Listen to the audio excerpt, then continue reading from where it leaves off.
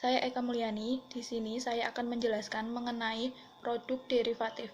Sebelum saya menjelaskan mengenai produk derivatif, derivatif itu sendiri merupakan kontrak finansial antara dua atau lebih pihak-pihak guna memenuhi janji untuk membeli atau menjual aset atau komoditi yang dijadikan sebagai objek yang diperdagangkan pada waktu dan harga yang merupakan kesepakatan bersama antara pihak penjual dan pihak yang membeli.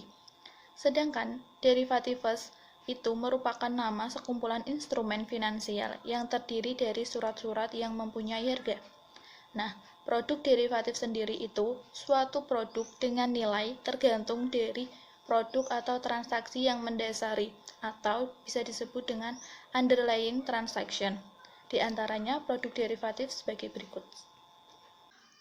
Produk derivatif terkait nilai tukar valuta asing, di mana produk derivatif yang terkait dengan nilai valuta asing diperlukan untuk memenuhi kebutuhan bank maupun nasabah. Antara lain, yang pertama, ada transaksi currency forward dengan berbagai variasi, yaitu kontrak pembelian atau penjualan valuta asing terhadap valuta rupiah atau valuta asing lainnya pada tanggal valuta di masa yang akan datang, dengan harga yang ditentukan pada tanggal kontrak.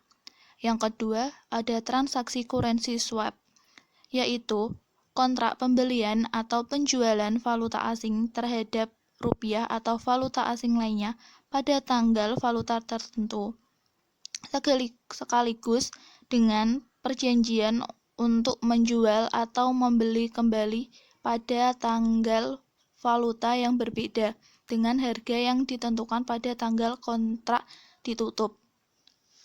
Yang ketiga, ada transaksi currency option, yaitu kontrak pembelian atau penjualan hak untuk membeli atau menjual atas sejumlah valuta asing tertentu terhadap rupiah atau valuta asing lainnya pada harga yang telah ditentukan untuk satu periode tertentu dengan membayar atau menerima sebuah premi tertentu. Selanjutnya, produk derivatif terkait suku bunga.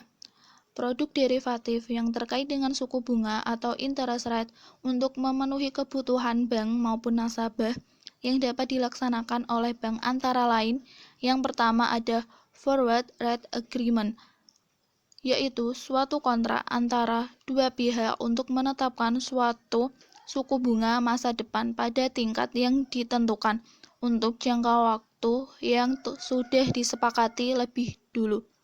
Yang kedua ada interest rate swap, di mana kontrak pertukaran dua pembayaran suku bunga yang memiliki karakteristik berbeda.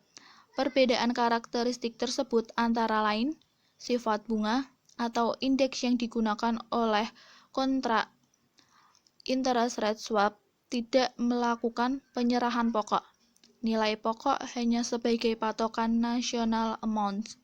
Yang ketiga, ada interest rate option, kontrak yang memberikan perlindungan kepada pembeli dari kenaikan atau penurunan suku bunga pada level tertentu dengan membayar fee.